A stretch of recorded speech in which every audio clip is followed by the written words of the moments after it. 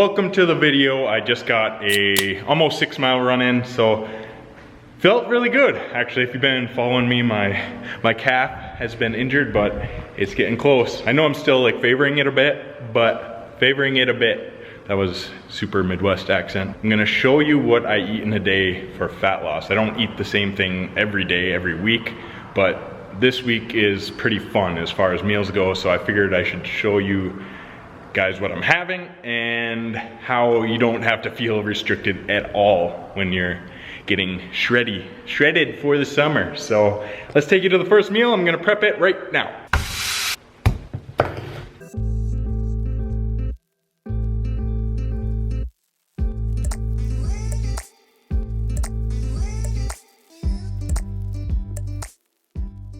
We got Gourmet Tater Tot hot dish. I just made one big batch. I'm gonna split it up between 5 days, so I'm not gonna divide this into separate containers because it's unnecessary.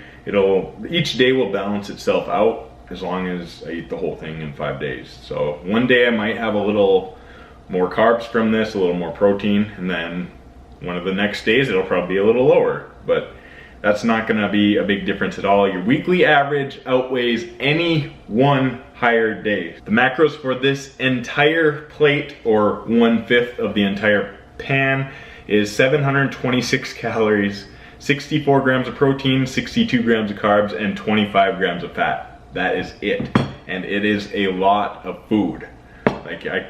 If I ate this whole thing, it would be like 3,600 calories. But since I use leaner beef and quite a bit of beef, 3 pounds of hamburger, 93% lean, and I use real potatoes instead of tater tots, just because there's not that extra oil or fat, and also more nutrient dense. But as you saw, I did use canned beans and canned corn, whatever, that's no big deal. I know corn does not have the best nutrients. If you do not track macros, you're missing out, because once you start, you realize how much food you can actually eat, even while you're burning fat. Like, it's insane. Because this, like, I would picture this being like 1,500 calories, and back in the day, I'd be like terrified to eat this if I was like trying to get lean anyway. This recipe is on my website, by the way. And feel free to add ketchup too if you want. Like, make sure you track that though. It's a few extra carbs. It is 2:15 p.m. I usually eat around noon, but it just got a little later today just because I had to make this. I just like to have all my calories towards the back end of the day, so then I'm not like coming up on the end of the day or I run out of calories at like 6 p.m. or something, and then I'll be just thinking about food for the last few hours. So that's personally why I have my calories later in the day. No matter when you have your calories, it's not gonna store as fat differently compared to like if you had it in the morning or at night. Do what works for your schedule. So I already have like my next 5 days tracked, and this meal is in my next 5 days in MyFitnessPal already. Like, I already know, 9.6 ounces of beef, because 48 divided by 5. And then the potatoes, I just used whatever I had left, and then I just divided that by 5. And it came out to 8.5 ounces total for 1/5 of how many I'm using. And then for the cans of cream of mushroom, you can change like the serving in there to 1 whole container, and then you could enter number of servings to 0.2, since I'm having 1/5 of the entire can per meal. Same with the beans. Same with the corn. Yes, it would be better with some other like fresher veggies, but I didn't feel like it this week. That's fine. I have asparagus for my later meal, and I actually was gonna put it in here, but it would've got a little too full, because this is already plenty full, as you could tell. And I wanna be able to get the lid on there and put it in the fridge. But I'm finishing this up. I'll stop rambling, and we'll see you at the next meal. I just want to give you guys a little idea of what my desk situation is, what my bunghole's been sitting on. It's been one of the stools from the kitchen. So I do have my standing desk frame on the way, and it should be here tomorrow, but I do not have the top, the desktop, tabletop, whatever you want to call it. It's a butcher block, I guess, as far as what I'm ordering. It's from Menards, but they're out of stock right now. Once I get everything and it all put together, I will give you a review because it's a lot more budget friendly than if you were to like just go online and go to one of the companies that specializes in standing desks.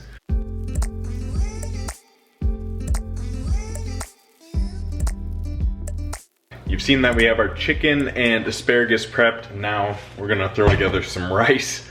I have a old protein tub that I have full of rice. I'm about halfway down, but I think it was a 30-pound bag I put in there.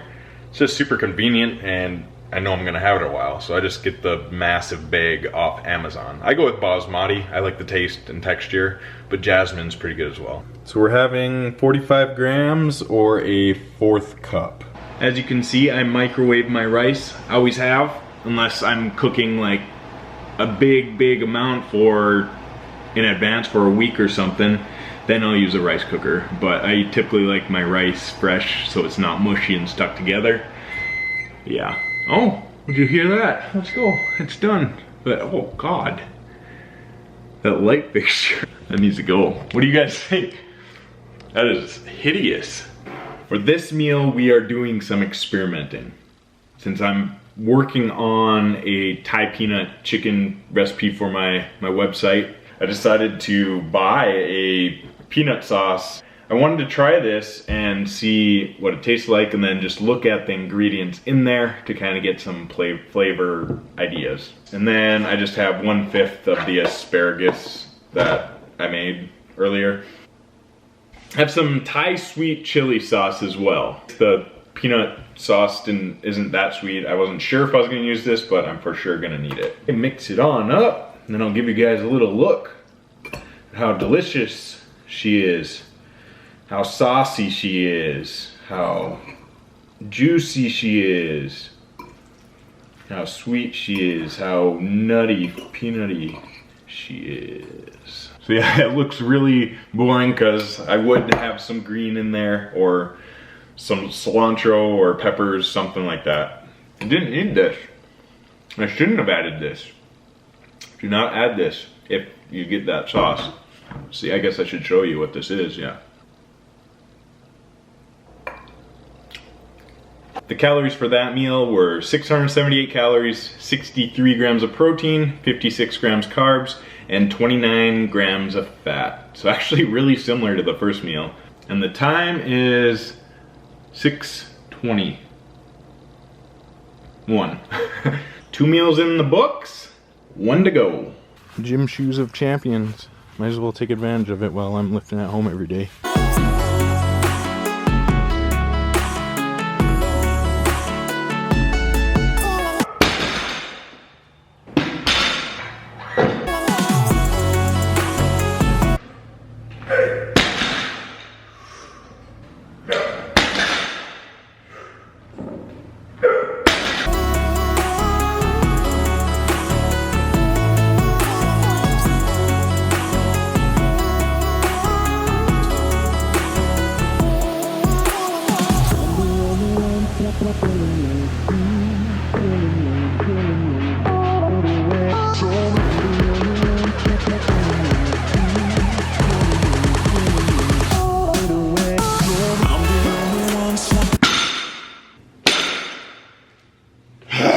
First 2 a day I've done a long frickin' time and it felt amazing. Something I recommend for like a resistance training, like if you have a lagging muscle group, you should find an exercise that hits that muscle group and do it every day. Every day you're in the gym anyway. You don't need to be in the gym 7 days a week, but every time you're in the gym and you have access to weights, if you want to grow your glutes, do glute bridges, like weighted glute bridges. If you want to do shoulders, do lateral raises.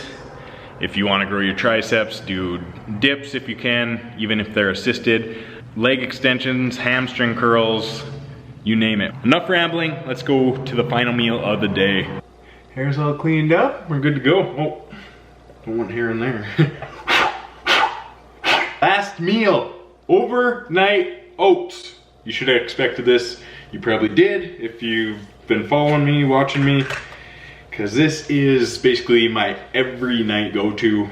I'm gonna start with the oats. So I usually go with about 80 grams, but if I need extra carbs, I'll go up to like 120 grams if I have to. I could also add extra fruit. And we are making my like go-to, my typical go-to oats, which are the blueberry cinnamon, because I always have every single ingredient ready to go. Protein, precision protein. Get this from Complete Nutrition in Fargo. If you want to get 10% off, give them a call or go in and just mention I sent you. 1 scoop of that. But yeah, if my protein was, if I needed like extra protein at the end of the day, I could always add in like an extra 10 grams or half scoop. Adjust it accordingly based on how much more protein you do need.